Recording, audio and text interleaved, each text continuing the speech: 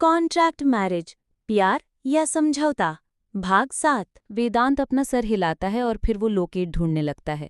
दादी रक्षिता से थोड़ी देर बात करती है, फिर अपने कमरे में छोड़कर आने को कहती है।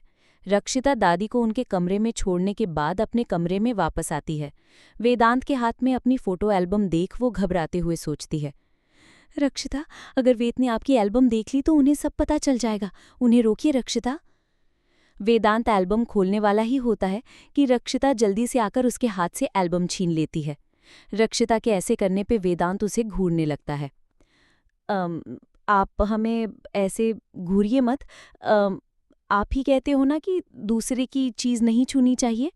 रक्षिता वेदांत को घूरता देख डरते हुए कहती है। इस पर वेदांत अपनी आंखें छोटी करके देखने लगता है। रक्षिता मन में कहती है, कान्हा जी, जब ये ऐसे देखते हैं तो हम कुछ कह ही नहीं पाते। वेदांत अपने कदम रक्षिता की ओर बढ़ाता है।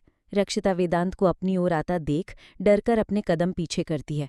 रक्षिता पीछे होते होते बेड से टकराकर गिरकर बेड पर बैठ जाती है। वेदांत रक्षिता की ओर झुककर उसके एकदम करीब आ गया था।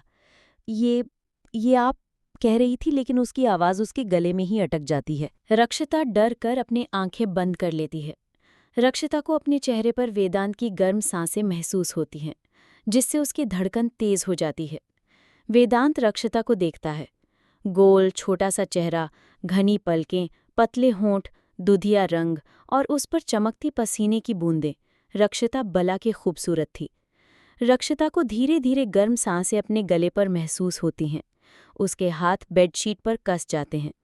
तभी वेदांत झुककर रक्षिता के पीछे से कान्हा जी का लॉकेट उठाकर सीधा खड़ा हो जाता है। रक्षिता आंखें मूंदे अभी भी वैसे ही बैठे होती है। वेदांत उसे देखकर उसका हाथ पकड़कर आगे करता है और लॉकेट थमा देता है। रक्षिता अपनी आंखें खोलती है। अपने हाथों में लॉकेट देखकर वो खुश हो जाती है और फिर जाते हुए वेदांत को देखकर कहती है, थैंक यू वेद, आपने हमारा लॉकेट ढूंढ लिया। वेदांत वैसे ही रुककर बिना मुड़े कहता है, आज तक आपने जितने भी एहसान किए थे हम पर, समझ लीजिए ये करके हम आपका एहसान उतार रहे हैं। वेदांत रक्षिता के बात को अनसुना कर बाथरूम में घुस जाता है। रक्षिता उदास हो जाती है। रक्षिता अपने कमरे में थी, तभी वहां कायरा नायरा आती हैं। उन दोनों को देखकर रक्षिता हैरानी से कहती है, आप दोनों यहाँ? हाँ, हम दोनों नहीं आ सकते क्या भाभी? कायरा कहती है। नहीं कायरा, हमारा वो मतलब नहीं था। तो क्या मतलब था आपका रक्षी, मतलब भाभी? नायरा कहती है। नायरा, हम तो बस, कहते हुए रक्षिता चुप हो जाती है। रक्षिता को चुप देखकर नायरा कायरा एक दूसरे को ताली देकर हंसने लगती हैं। रक्षिता उन दोनों को ऐसे हंसते देख कहती है, अच्छा, आप दोनों मिलकर हमारा मजाक बना रही हैं। तभी मेधस्वी कमरे में आते हुए कहती है, रक्षिता, हम ये कपड़े लाए हैं आपके लिए। दादी ने ये पहनकर आप दोनों को नीचे बुलाया है। लेकिन क्यों? मेरा मतलब कुछ है क्या आज? रक्षिता कहती है, अरे भाभी, आप दोनों की कुछ रस्में बाकी है ना, तो नानी चाहती है कि आप दोनों की सारी रस्में अच्छे से हो जाए। इससे आपकी, क्या बोला था नानी ने? नायरा सोचते हुए कहती है, अरे बुद्धू, नानी ने कहा था इससे आपकी विवाहित जीवन सुखमय होगी। मेधस्वी कहती है, हाँ यही कहा था नानी ने, और ये कायरा तो क्या क्या बोल रही है। नायरा कहती है, हमने भी वही कहा था समझी, तुझे तो उतना भी याद नहीं था।